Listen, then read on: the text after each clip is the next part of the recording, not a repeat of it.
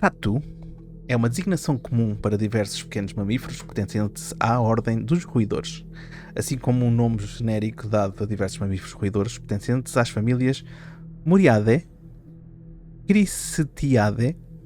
Está tudo maldito, mas não se preocupem, pessoas, vocês já sabem como é que é, ainda por cima latim. E depois temos ainda a Heteromidae, a Diatomidae e a Bathrigidae. O que é? Não sei, é tudo ratos. E agora vocês podem perguntar, por que carga d'água é que a gente está a falar de ratos? Que ainda por cima o tema é diferente. Já lá vamos. The Geek Files é um podcast original Between Two Geeks. Todas as semanas vamos falar de temas sobrenaturais, paranormais, crimes verdadeiros, eventos inexplicados, histórias verdadeiras ou mitos sobre personagens, criaturas ou seres desconhecidos. O arquivo que vamos abrir hoje é o Universo 25. Poderão acompanhar o podcast de graça no YouTube e no Spotify. Eu sou o Ruben Teles.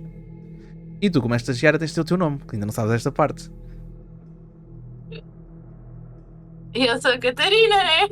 Ora, aí está. Olá, Catarina. Olá. Sim, pessoal, temos uma nova estagiária. Normalmente quando temos estagiários novos eles são obrigados a fazer um texto, mas ela foi tipo lazy bastard e não. Não apetece e coisa. Não foi bem assim, não foi bem assim. Não, foi pior, porque hoje fui abandonado pela minha equipa. Ou pela equipa, não é só minha. Eu ando aqui só a tapar buracos. E ela vai tapar buracos, exatamente. Parece um pedreiro.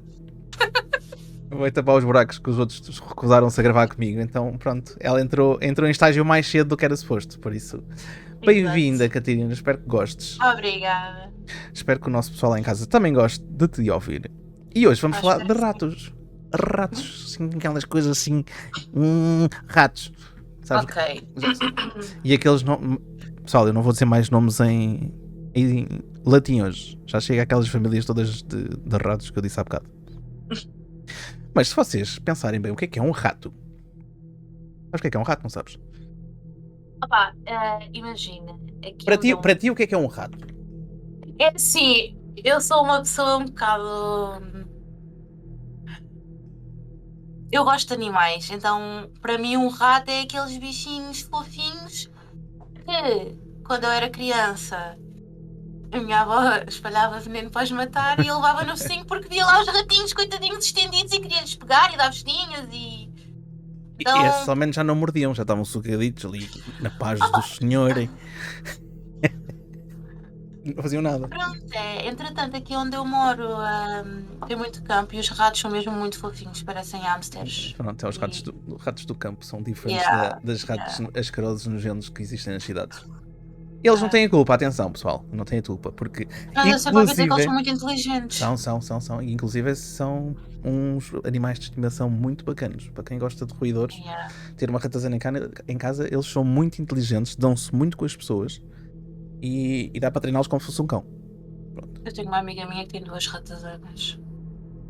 Eu acho que não era capaz. Há uma menina que também está a pensar se entra no podcast ou não, que já teve também. Por isso, isto era um bom tema para ela, mas passaste à frente de toda a gente para tapar buracos, já pedreiro. Porquê? Bem, aposto que ela era melhor pedreira do que eu. Isso já não sei, não senhor. Bem, mas hoje vamos falar de ratos. Assim, já que vamos falar de ratos, podemos falar assim um bocado como as pessoas do campo, lá de cima do norte e coisa. Sim. Ora bem, ratos caracterizam-se por possuir focinho pontudo, ok, orelhas pequenas e arredondadas e uma longa cauda nua ou quase sem pelo. Isto é mais as ratazanas, para todos os efeitos. É o rato comum das cidades. Depois também tens o rato do Tom and Jerry, que é um bocadinho diferente também. Mas as espécies mais conhecidas de ratos são o musculus, que é um típico rato doméstico, o ratus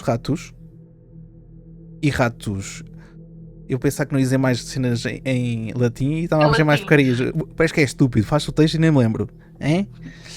Mas pronto, o ratus, o ratus norvegicus, ok, que também são muitas vezes chamados de ratazanas e que habitam os esgotos. Os córregos, arroios ou ribeiros, que são um corpo de água corrente de pequeno porte, Eles habitam todas essas zonas. Onde haja um bocadinho de água e um buraco, lá está o rato. Pronto. Os ratos também são animais de estimação, como já estivemos a falar há bocado. Já em ambiente silvestre, a espécie mais comum é o rato do campo, ou o rato do mato, que deve ser esse que tu tens aí na tua zona. Eles parecem hamsters. Yeah. É uma espécie importante para a cadeia alimentar, pois são alimentos de grandes aves, como falcões e águias. Ratos domésticos possuem comportamentos furtivos, onde podem invadir casas e despensas em busca de comida. Quem nunca viu o Ratatouille? Epá. Tu não viste o Ratatouille? Não, eu já vi o Ratatouille. Ah, pronto, é que sim, quem não viu. Quem viu Não, sabe que os ratos eu vi. fazem essas cenas todas. E até são corridos à base de caçadeira. Pela velhota. E vou dar um spoiler para quem não viu: a velhota é mãe do senhor que vai avaliar o restaurante. Não sabiam? Passam a saber. Eu não me lembro, honestamente, já não me lembro. Só foi dele na cabeça do cozinheiro. Exato. O americano Peromyscus leucopus e o Peromyscus maniculatus vivem em ambiente não urbano e são geralmente chamados de camundongos do Brasil. Pronto, isto é só para dizer assim um bocadinho de história de ratos. E o pessoal pensar, esses ratos costumam ser granditos. O pessoal a pensar, isto é um podcast que supostamente é de crimes e cenas estranhas. Mas estamos a falar de ratos. E estamos a falar de ratos. As pessoas que chegam a este ponto, não quero ouvir falar mais de ratos, vão-se embora. É isso mesmo. Havia os desenhos animados que eram os motorratos. Olha, eles eram um bocado arruaceiros. Não sei o se Ryan Reynolds vai não fazer o lembro. remake, salvo erro. Acho que o Ryan Reynolds vai fazer o remake dos Motorratos de Marte. Yes. Estou-me a sentir velha depois disto. Podes crer. E o que é que eu ia dizer, não é? Ainda existem outras espécies comuns de ratos, como roedores existentes em todo o mundo. Também podem habitar ambientes humanos. Ou seja, onde há humanos, também há ratos. Porém, muitos deles são de outro género. Não me perguntes que eu não fui pesquisar mais géneros de ratos. Já chega, não? Daqui a bocado parece o LGBT plus dos ratos. Honestamente, eu estava à espera da continuação. Não. Já chega. Ok. Ratos, cães, raposas, corujas, aves de rapina, cobras e até mesmo alguns tipos de artrópodes são os principais predadores dos ratos. No entanto, por causa da sua notável capacidade de adaptação a qualquer ambiente, o rato é um dos mais bem sucedidos entre o género mamíferos na Terra atualmente. Ao longo da metade do século XX em diante, inspirado por autores de ficção como George Orwell e H.G. Wells, um etólogo e comportamentalista americano chamado John B. Calhoun conduziu uma série de experiências no mínimo curiosas. Agora sim vamos saber porque é que estamos a falar de ratos.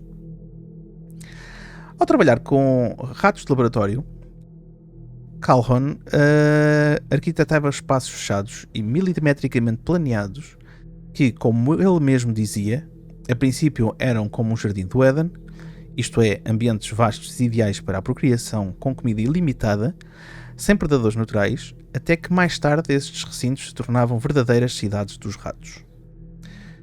Todavia, como descrito em 1962 por um dos assistentes de Calhoun, de nome Marsden, o que deveria ter sido uma utopia dos roedores, na verdade tornou-se um inferno.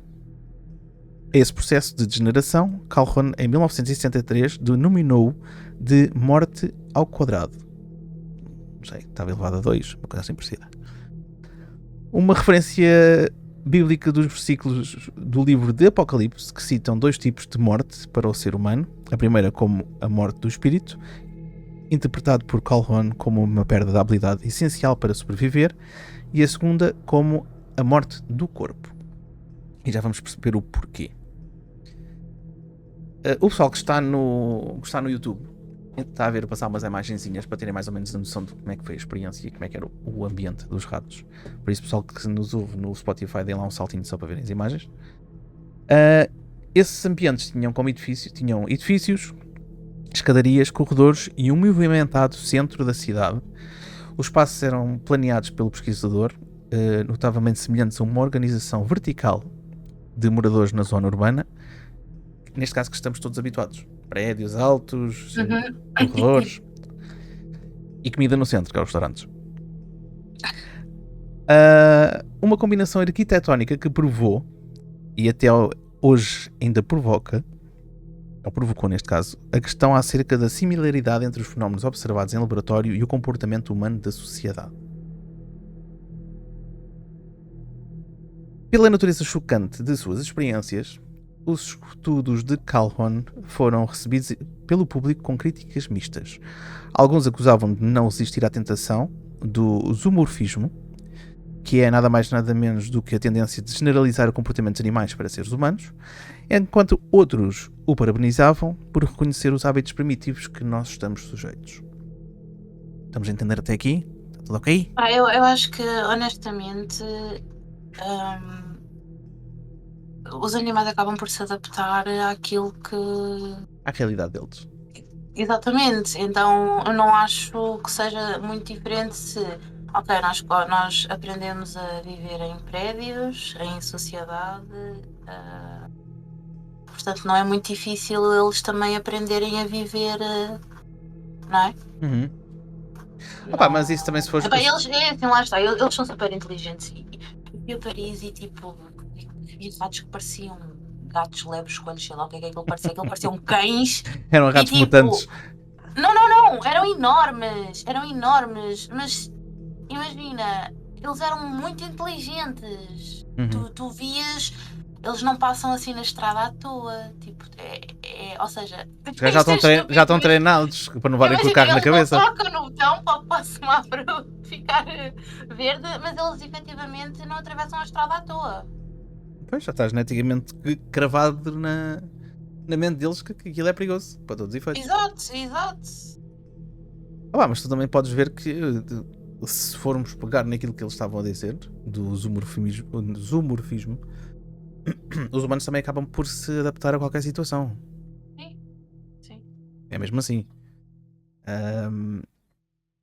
Mas pronto, continuando aqui com esta cena, paralelamente no mesmo período histórico, o neuropsiquiatra austríaco Viktor I. Frankl, profundamente influenciado pela sua experiência como prisioneiro nos campos de concentração nazistas, dá início ao processo de divulgação de seus estudos acerca do que ele entendia como a grande neurose do nosso tempo, que é o vazio existencial. E já vamos perceber o porquê que estamos a falar disto tudo antes. Embora Frankl e Calhoun nunca se tenham conhecido, em Auschwitz, o psiquiatra observou e vivenciou em primeira mão o processo de morte do espírito, seguido por morte do corpo, entre os prisioneiros do campo, exceto que, diferente dos mimados roedores, na experiência de Calhoun, que tinham recurso de ambulância e nenhum predador natural, os prisioneiros do campo morriam de fome, maltratados pelos guardas da SS, ou nas câmaras de gás. Isto quando eles mesmos não se atiravam para a cerca elétrica. Por isso é que há bocado estávamos a falar daqueles dois tipos de morte. Enquanto a atuação académica e profissional de Calhoun residia sobretudo no estudo da ciência e do comportamento animal, Frankl foi um médico com interesse particular pela filosofia e envolveu-se com as principais correntes vinienses de psicologia da sua época, às quais, em virtude de discordâncias com os seus colegas, rompeu com essas escolas para fundar a sua própria logoterapia. Dentre as divergências estavam as críticas de Frankl a respeito da perspectiva determinista adotada por essas escolas de pensamento. E se enganei-me, senhores, peço desculpas, hein? A esse respeito, Viktor Frankl adotou uma antropologia tridimensional. Para ele, o homem é um ser biopsicoespiritual, sendo que a dimensão espiritual, também conhecida como noética, uma noção não religiosa, atrelada à liberdade de escolha como uma característica única e base do ser. Quando Calhoun, com o seu etologo nato, apresenta uma perspectiva tanto biologista na qual a noção de espírito consiste essencialmente às atitudes fundamentais. Ai, que isto está complicado. Fundamentalistas? Peço desculpa, senhores. Não. Estou bem cansado. Fundamentais? Não, às atitudes funcionais necessárias para a manutenção de uma determinada espécie, seja humana ou outra criatura do reino animal. Diferentemente, Frankl afirma que o instinto vital de sobrevivência e procriação faz parte do espírito, mas não se resume a isso. Tendo em vista esses fatores, embora estejam presentes duas raízes epistemológicas distintas, fenómenos similares foram descritos e observados. Tendo em vista as contribuições desses dois autores ao entendimento dos fenómenos de ordem psicológica e social, que vos vamos apresentar neste episódio, visa apresentar uma reflexão sobre a existência de Colquhoun à luz da aprofundada percepção do psiquiatra Viktor Frankl acerca da condição humana. Com esse objetivo foi realizada uma revisão das principais obras de Frankl, com ênfase nos fundamentos antropológicos, estas palavras hoje são enormes, de sua logoterapia, como ferramenta de análise da crise do sentido e enfraquecimento do espírito nos nossos tempos, em diálogo com compreensões filosóficas e psicológicas concebidas pelos outros autores. Sim, pessoal, isto hoje está um bocado confuso, até para mim. Está um bocadinho confuso, mas isto é só para tentar explicar um bocadinho o anterior à experiência que foi criada, ok? E o porquê é que estamos a falar disto. E a fazer comparação entre o comportamento que vamos ver desta experiência com o comportamento humano. Sei que isto é um bocado confuso. Aqui a Catarina já está cheia de sono, que ela abriu a boca, estava a disfarçar, mas eu vi. Não! Eu vi, pessoas, eu vi. Não é, eu estou a beber café, né? Estas horas estás a beber café? Pá, eu acordei às 5 da manhã. Eu também. Por isso é que eu estou-me aqui a enfaralhar toda. Mas as mulheres precisam de mais horas de sono do que os homens. Bem, brincadeiras à parte, eu sei que isto é um bocado chato e estas cenas todas, mas tem que ter assim um mínimo de explicação por trás, senão o episódio tinha 5 minutos e não entendia, claro, né? Não entendia o sumo da matéria. Por isso já sabem, no fim vão fazer uma redação. Não vou nada. É agora que o pessoal vai começar a deixar de seguir o podcast. A gente já tem poucos seguidores, então assim ainda vamos ter menos. Não, calma, também não é bem assim. Agora vieste para cá tu, o pessoal vem todo a correr. Quem gosta de bichinhos, de certeza que vai ouvir o podcast. E vão gostar dos bichinhos até certo ponto. E depois, a partir desse ponto para a frente, se calhar não gostam. Mas ok, já lá vamos. De acordo com a Ramsden e Adams, em 2009, após a Segunda Guerra Mundial, os Estados Unidos experienciava um grande crescimento económico e tecnológico. O evento histórico permitiu à maioria dos americanos o acesso a luxos que outrora estavam restritos às classes mais altas, aprimorando a qualidade de vida dessa população a um nível nunca visto. Junto dessas mudanças vem uma maior taxa de natalidade, assim como um aumento na migração da zona rural para a urbana, o que levou a um aparentemente urgente problema de espaço. Com isso em mente, modernos prédios de apartamentos foram construídos para acomodar aquele número tão grande de pessoas. Contudo, o que os arquitetos e os urbanistas não estavam à espera é que essas estruturas eventualmente iam demonstrar sinais de ter um impacto negativo no comportamento social, deixando muitos desses profissionais a coçar a cabeça, pensando no que poderiam ter falhado em entender a respeito da maneira como os seres humanos interagem com o ambiente construído.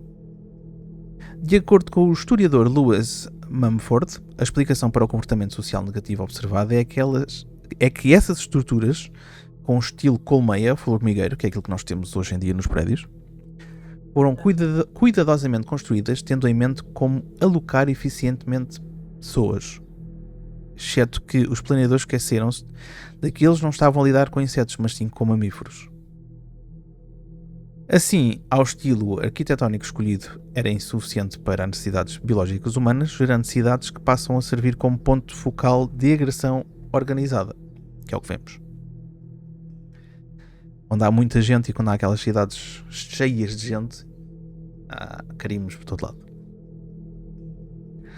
Ao longo de sua vida, Colquhoun realizou múltiplas experiências sob condições parecidas, obtendo respectivamente o mesmo resultado, a morte do espírito dos animais seguindo pela morte de seus corpos.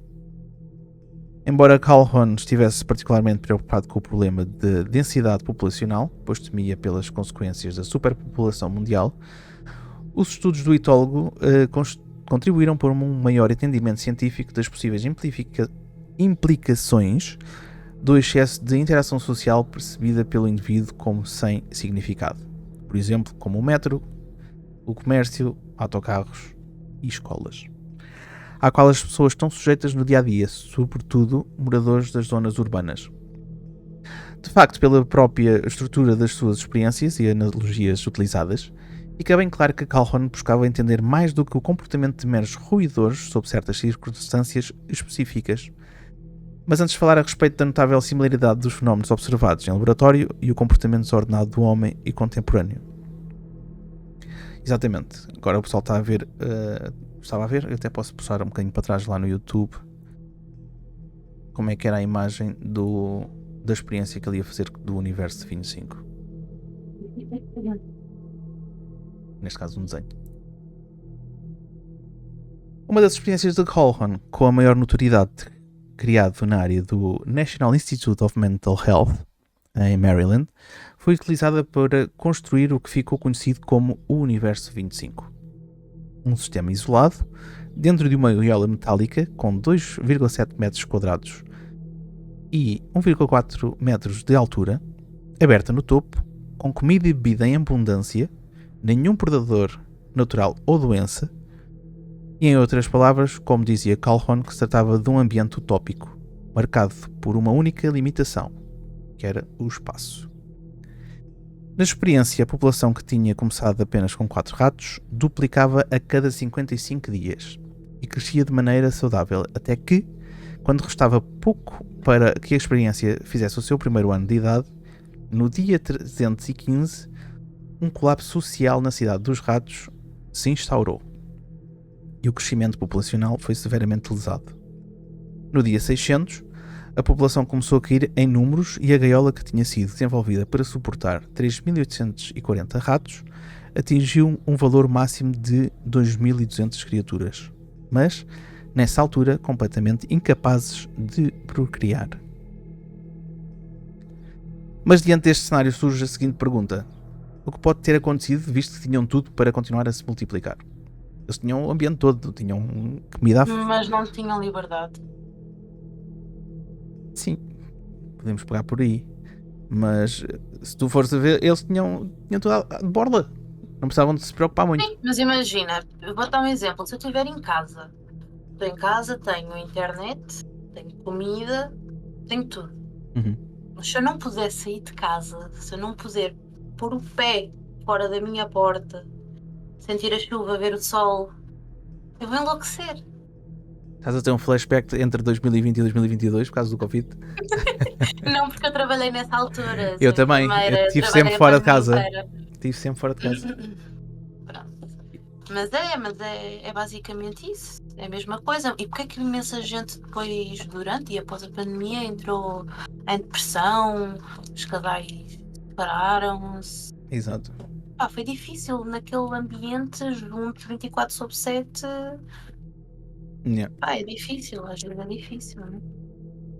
Pronto, é isso. E Calhoun observou que em condições normais, geralmente uma quantidade maior de ratos jovens sobrevivem à maturidade do que o necessário para substituir os mais velhos já estabelecidos. E quando isso acontece, os ratos em excesso, na falta de espaço disponíveis localmente para realizar as suas atividades de defesa territorial, tendem a eventualmente migrar. É que eu estava a dizer, falta de espaço. Os ratos que na realidade na rua, os mais velhos acabam por morrer por causa dos predadores e os mais novos ficam com o lugar deles. Aqui não tinham essa hipótese. Então tinham que se virar para o outro lado. Contudo, como a experiência em questão impedia a migração dos ratos, e assim como diz a terceira lei de Newton, para toda ação há uma reação, deu-se o início a um efeito dominó na cidade dos ratos, que mais tarde culminou no colapso social dessa população. Isso aconteceu em 4 etapas. A primeira etapa foi a competição excessiva. A segunda etapa foi o dano do comportamento maternal. A terceira foi a morte do espírito e a quarta foi a morte do corpo. Na primeira etapa, impedidos de migrar, os ratos mais jovens, naturalmente, viram-se forçados a contestar ativamente as posições já preenchidas dentro da sociedade. Nesse processo, os machos que falhavam após múltiplas tentativas terminavam agregando-se próximos ao centro da cidade e tornavam-se virtualmente inativos. Em contrapartida, as fêmeas recolhiam-se em ninhos isolados.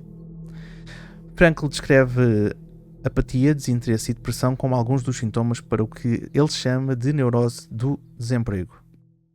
Segundo ele, a manifestação dessa neurose ocorre quando o sujeito constrói uma narrativa que o dispensa de qualquer responsabilidade diante dos outros e de si, reduzindo a causa de qualquer falha na sua vida a esse acontecimento, quase que traumático, condicionando a sua cura à resolução desse único ponto. Em seguida, por conta do aumento do nível de competitividade pelo papel essencial de proteção territorial, a capacidade dos machos ativos de se manterem continuamente em suas atividades foi lesionada, tornando as fêmeas que amamentavam mais expostas às invasões dos ninhos. Em resposta às invasões, as fêmeas tiveram de assumir a função dos machos e defender os seus ninhos, eventualmente generalizando a sua agressividade contra a própria ninhada. Com o comportamento maternal danificado, a concepção caiu, a reabsorção dos fetos aumentou e as fêmeas passaram a mudar de ninho múltiplas vezes, chegando até mesmo a abandonar os seus próprios filhos no processo. Voltando aos seres humanos, devemos nos lembrar de que se sucedeu durante a Revolução Industrial. Nesse período, as mulheres tornaram-se subcarregadas com atividades domiciliares e laborais, um facto que veio a causar muito stress no contexto familiar e no tecido social, abrindo espaço para o surgimento de grupos ideológicos, como o movimento feminista, uma ideologia que se levanta em forma de revolta contra o então status quo, de que as mulheres recebiam um tratamento desigual. Posteriormente, esse movimento viria a ser o maior promotor do ainda hoje controverso direito ao aborto. Embora Frankl aparentemente não tenha escrito nada a respeito dessa temática, é conhecida a sua opinião acerca dos muitos ismos ideológicos. Para ele, estas são as formas de reducionismo, que é terribles simplificateurs, que convocam o fanatismo e submetem a realidade a um aspecto unidimensional.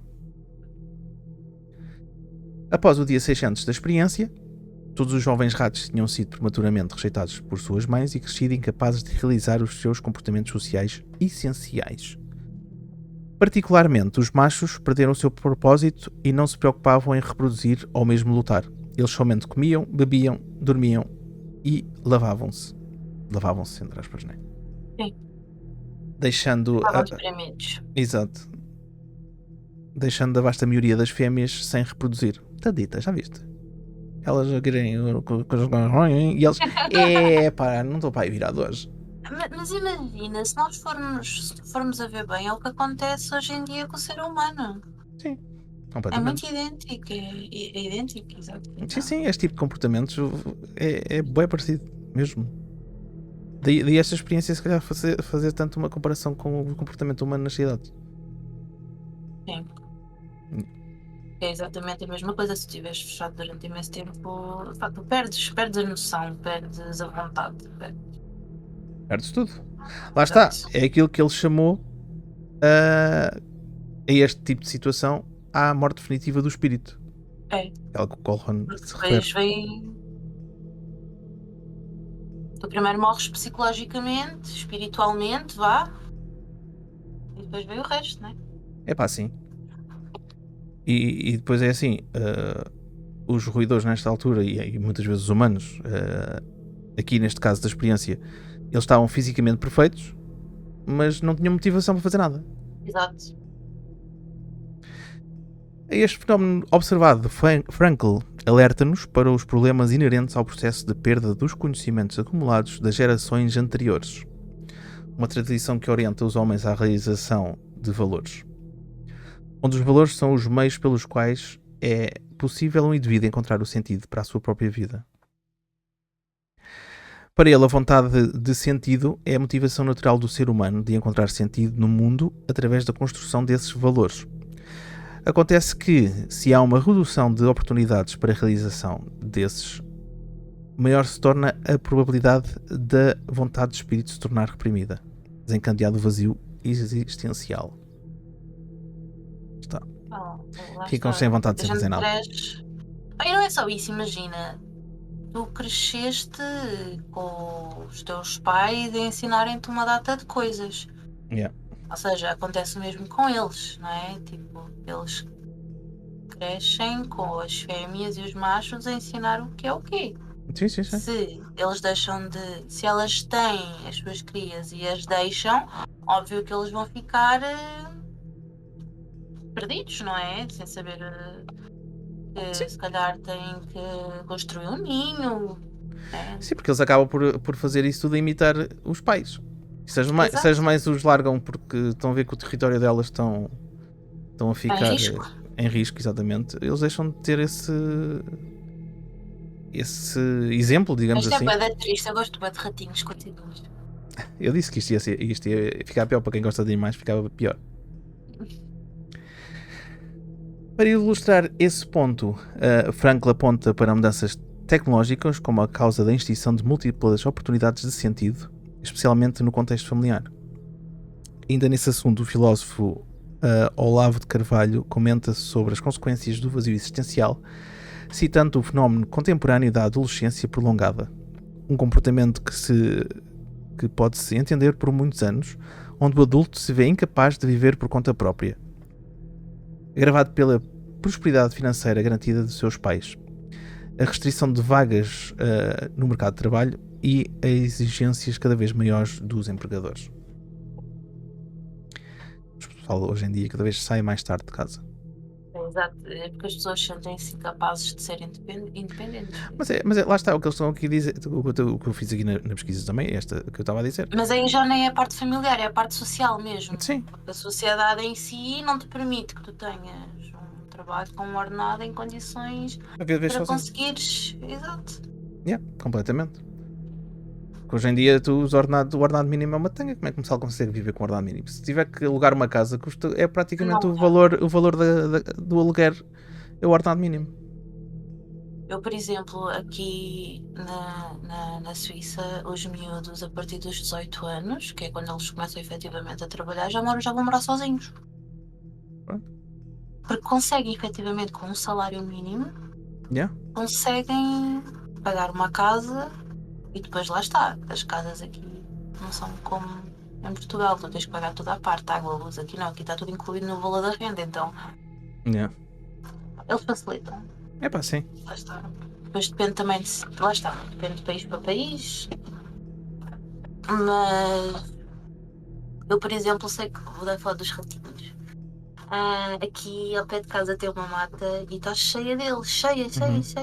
Mas lá está, além deles serem livres, conseguem caçar, conseguem construir os ninhos deles. Aqui é tudo muito protegido, então o único problema que eles têm mesmo é os predadores, os deles, não o ser humano. Os predadores naturais. O ser humano não intervém. Pronto. Em Portugal não, em Portugal matavam os bichinhos e eu ficava ali a chorar. Mas tendo um ambiente propício à procriação é fácil. Agora, se ficas presa a um sítio só, também é complicado. É difícil, sim, é difícil. Exato. Voltando aqui um bocado à experiência, chegando ao dia 700, a população estava reprodutivamente morta. Já ninguém queria saber de fazer outra troca com uns com os outros. Pronto. Estava tudo morrido mentalmente. Os ruidores, já sem espírito e entregues à inércia, aguardavam a morte do corpo. No dia 1780, o último macho sobrevivente morreu. Um resultado que contradisse a teoria de que alguns ratos iriam reiniciar o crescimento populacional depois que houve o declínio da população apenas de alguns grupos. Se convertidos os resultados dessa experiência para a nossa realidade, logo corre-se o risco de um alarmismo de que a raça humana está à beira da extinção. Mas isso não é novidade nenhuma, a todos os efeitos. Não só por causa disto, mas por outros fatores. Embora pareça que estamos afadados ao mesmo destino dos ratos, e antes de pôr o pessoal que nos vê ou que nos ouve em pânico, lembremos-nos de algumas coisas a respeito do destino. E destino entre aspas. Para Frankl, os destinos humanos são os múltiplos complexos condicionantes dos quais estamos sujeitos, cujas ações não temos influência e essencialmente escapam da nossa vontade de agir, que neste caso são o destino biológico, o destino psicológico e o destino sociológico. Sabendo disso, recorremos agora a Aristóteles, aquele gajo, um ganda maluco, filósofo que putos na escola não querem saber nada disto, inclusive eu. E agora venho para aqui falar do Aristóteles. Como é que é? Filosofia é... Vou ficar por aqui. Não, filosofia, é tanga. Segundo ele, para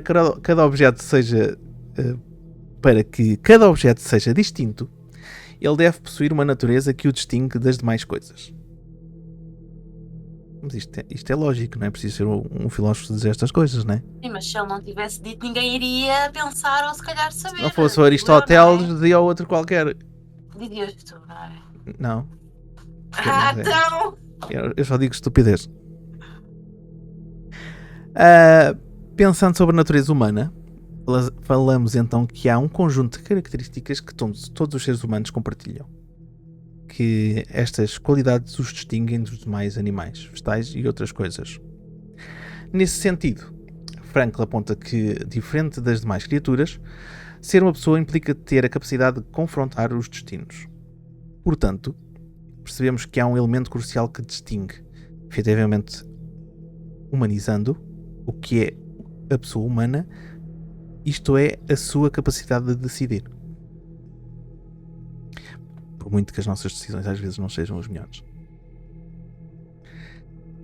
Assim sendo, e a vezes a gente despacha isto que as pessoas já estão a adormecer com este tema, eles começam a pensar que Fónix, fala-me de ratos, fala-me de filosofia, estou aqui a adormecer na tarde. E tu também, tu não estás aí a fazer força para não abrir a boca, estás aí com histórias? Não, é porque eu só estou tipo assim meio sad, né? Tadinhos dos bichinhos. Lá está, nós estamos mal, temos a capacidade de não, eu estou mal, quero sair disto. Os bichinhos não. O problema é que às vezes, por muita liberdade que tenhas, e pensando bem assim nas coisas, tu podes ir, estás dentro de uma casa, tu tens o teu poder de pegar na porta e abrir e sair. Sim. Mas às vezes o ponto de depressão é tão grande que nem sequer isso consegues fazer. Ficas como aos ratos, ficas encostado a um canto, comes, bebes até morreres. Esse é que é o problema. Se pensares nisso, o comportamento que eles tiveram, mesmo estando numa cena fechada, nós humanos temos a liberdade e às vezes trancamos dentro de quatro paredes. Sim, é uma realidade, mas lá está, nós como seres humanos ainda temos a capacidade de, ok, eu estou mal, mas eu não quero estar assim, eu quero ultrapassar. Os bichinhos não. Pois, eles por simplesmente deixam de... Exatamente. Deixam de ter aquela vontade de viver. Mas pronto, assim sendo, a liberdade de escolha, que é um elemento inerente à condição humana, logo se nota que o homem é determinado somente quando adere a uma profecia autorrealizadora que o prende na posição de vítima dos acontecimentos, ao invés de parte ativa da sua história. Portanto, embora possamos conceber e observar o que uma pessoa pode se encontrar submersa de tal maneira numa série de dificuldades a ponto de nos ocorrer à mente de que este indivíduo perdeu a sua capacidade de ser livre, em última instância, assumir que o sujeito é incapaz de optar conscientemente diante das circunstâncias é o desumanizar, porque o ser humano é a criatura que, por definição, se autodetermina. Lá está, mas as pessoas, como estávamos a dizer, muitas delas não têm força para isso. Sim. Logo, mesmo diante das circunstâncias sociais negativas, cuja experiência imediata é marcada pela propagação de um vazio existencial que deprime o homem e o condiciona a um comportamento menos humano, mesmo nessas circunstâncias estará sempre presente no ser humano uma tensão, não do tipo que destabiliza gerando confusão, mas uma tensão de mudança para que o indivíduo vá de encontro a algo ou alguém. É uma tensão de quem clama pelo sentido. e, por sua vez, nunca deixará de existir, e que está à distância de um olhar atento e um coração sincero para que seja visto. Lá está. É sempre. Isto aqui. É profundo. Não é? É bem profundo, mas lá está. É aquela cena, se tu tens amigos a sérios que conseguem ver o que é que está a passar. Conseguem te puxar. Exato, é o que quero dizer isto. Resumindo, em vez de ter feito isto tudo com esta frase toda, né?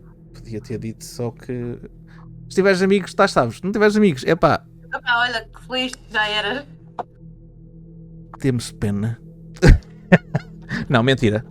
Não, é assim, eu estou a brincar, mas não se brinca com estas coisas. Porque a depressão não é brincadeira. Não é brincadeira e há muita gente que sofre com isso. E não estamos aqui a querer gozar com essas pessoas. Mas sim tentar pôr um bocadinho mais ânimo neste podcast que está um bocado secante. É assim, eu não acho que esteja secante, atenção. Mas que é um tema. Não, é um tema pesado. É um tema pesado. Exato, É um tema pesado. Porque é assim. E que te faz refletir efetivamente, não é? Na semelhança dos dois seres e em como a saúde mental é importante. Sim, completamente. Se vais ver, a saúde mental é importante acima de tudo. Sabes que a maior parte das pessoas se tens diabetes, tu tomas medicação para os diabetes, mas tu não tomas medicação para os teus problemas psicológicos. É um órgão, o teu cérebro é um órgão, não é mesmo? It's not the same. É. Vais estar a fumar umas brocas. Vais estar a fumar umas brocas, que é para ficares ali tipo Rihanna. É isso que tu estás a querer dizer? Pera. Não. Tomar a medicaçãozinha. Não, eu estou a brincar. Mas funciona. Estás ali meio zen. E depois começa a virar para o man. Because I got high.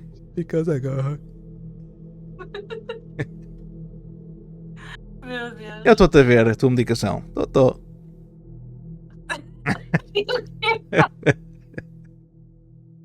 Continuando aqui com o texto.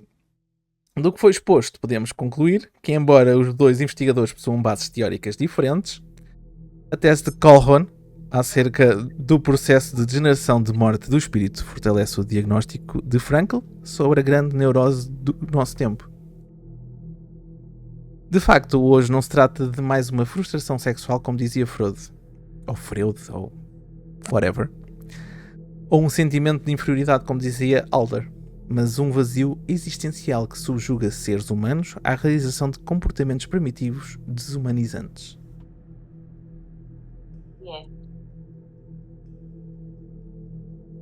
Agora, gostei, bué, tu agora, o pessoal não viu, mas quem estivesse a olhar para a câmara, tu parecias um autêntico Gandalf. Entraram-te interrompente dentro e You shall not pass!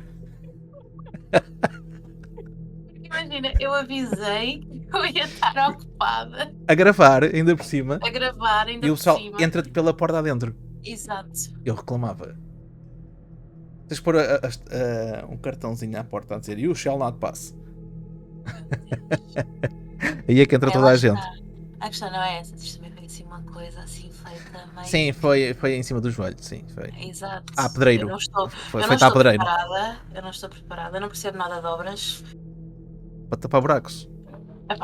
Nem isso, tipo, eu invento, estás a ver? Pronto. Mal, mas invento. Resumindo aqui um bocado aquilo que tivemos a dizer, para a gente se ir embora e para não entrarem outra vez aí por dentro do quarto de dentro. É um escritório. Não, deixa de ser um quarto. É uma divisão, pronto. Mas agora está de noite. Olha, estou-me a ver na janela. É porque... Coisa. Isto é tudo em vidro. Ok, fixe. Mas agora, resumindo aquilo que a gente tivemos aqui a falar, o estudo de Colquhoun alerta-nos para os factos sociais que podem contribuir para a propagação do vazio existencial. Entre eles podemos citar a ruptura com a tradição, a fragilização da família. Estas palavras é que a língua enxergalhoca-se nos dentes, fica tudo enrolado e depois não sai as palavras. Rite. Vou ler a frase outra vez que é para ter o sentido. O estudo de Calderon alerta-nos para os fatores sociais que podem contribuir para a propagação do vazio existencial. Entre eles podemos citar a ruptura da tradição, a fragilização da família, a competitividade excessiva e as ideologias. Além disso, tendo em vista a experiência, ou que neste caso que a experiência relata a simulação do espaço urbano, podemos contar esse fator como um aspecto que contribui para o comportamento social disruptivo. E agora tenho o cão a ladrar ali daquele lado, não sei se vocês ouviram, mas pronto. Eu ouvi. Ouviste? Que é a mãe do cão, gente sacana. Isso é que eu tenho gatos. Claro, não podemos cometer o erro aqui de zoomorfismo, pois não é possível transferir perfeitamente as descobertas de Calhoun para os seres humanos. Afinal, isso seria uma forma de reducionismo. Contudo, isso não nos impede de aprender sobre os potenciais perigos decorrentes desse ímpeto desumanizante desencadeado pelo vazio existencial, que tem encontrado cada vez mais tração nos nossos tempos. E é isto, pessoal. Por isso, eu resumi isto de outra maneira. Ides para o campo, porque senão ficas deprimido. Eu vou ser honesta. Eu atualmente moro no campo, mas tenho saudades de morar na cidade. Pá, é sempre assim. Lá está. Mas é claro que tenho mais saúde. Tenho mais saúde. Aí acredito. Tenho mais saúde do que tinha quando morava. Lá está. Pá, e lá está. Menos stress, mais liberdade. Portanto, se eu fosse um ratinho, podia estar felizinha da vida. Estavas bem. Exato. Pá, é isto que queríamos apresentar o texto. Eu sei que o texto foi um bocado confuso e com muita informação ao mesmo tempo. Mas lá está, se eu fosse falar só da experiência em si, sozinha, íamos ter 5 minutos de programa. Isto bastava dizer que ele fez um viveiro Eu de ratos. efetivamente achava, quando tu começaste a falar dos ratos, pensei assim, ok, ele vai falar tipo de alguma cena tipo ratos assassinos. Não. Pragas, Quer dizer, eles são assassinos, mataram-se uns aos outros. Sim, não, mas tipo assim, pragas, estás a ver? Tipo. Não, foi mesmo esta experiência. Por acaso foi pessoal que Mas foi eu uma conheço. experiência bastante interessante, por acaso. Eu não. O pouco que eu conheço dos ratos. Pá, lá está, quem ouvir vai abrir outros horizontes, vai Se pensar de as uma maneira pessoas diferente. perceberam minimamente aquilo que eu disse, porque eu enrolei-me muito e eu sei que sim, e também peço desculpa isso aos nossos ouvidos, mas tem sido complicado estes dias, eu ando bastante cansado. Que não é desculpa, eu podia ter treinado mais vezes o texto. Mas lá está, foi um bocado feito em cima do joelho a gravação e para ver se não tínhamos mais uma semana sem episódio. E as pessoas estão a achar, aquele gajo só está a dizer desculpas, cala-te, mas aí vamos embora. E eu, pronto, está bem. E eu então pergunto a vocês, que estão-nos a ouvir e a ver, o que é que vocês acharam disto tudo? Perceberam alguma coisa? Se sim, escrevam nos comentários. Se não, deixem o comentário a branco. Os comentários vão ficar a branco. Ninguém vai perceber patavina daquilo que eu disse. Não, eu acho que sim, porque assim, é lógico, não é? Sim, não, mas agora, fora de brincadeiras, é aquilo que eu estava a dizer há Pelo bocado. menos o básico acho que vão perceber. Se formos tentar fazer comparação entre a experiência dos ratos connosco, há aqui muito sumo. Se calhar há sumo a mais, eu se calhar meti sumo a mais no meio disto tudo. Mas há aqui muito sumo e há muito que dá para pensar. E mesmo pensar se podemos mesmo comparar isto com a nossa existência nas cidades. Sempre. A cena é essa. Agora, deixo aqui para vocês. Também podem dizer nos comentários o que é que acharam da Catarina, da sua primeira experiência aqui no podcast. Eu sei que ela esteve muito caladita. Foi. Eu honestamente eu não estava preparada, não estava à espera.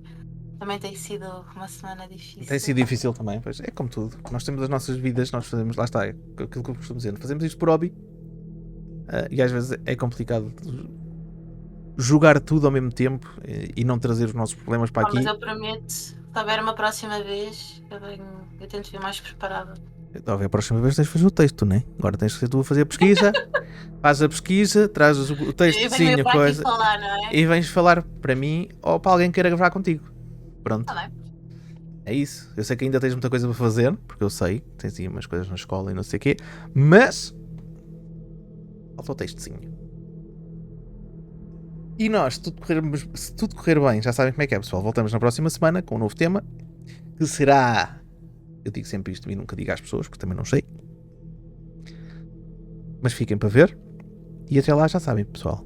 Cuidado com o que vos observa na escuridão. E cuidado com os ratos. Tchau, people. Até à próxima. Portem-se bem, não se estraguem. Já sabem, sigam-nos no nosso podcast no YouTube e no Spotify. Se chegaram a este ponto, comentem. Eu cheguei. Tchau, people. Tchau, tchau. Tchau às pessoas, Catarina. Tchau. Falta de educação, senhores. O que é isto? Que horror. Tchau, tchau, pessoal.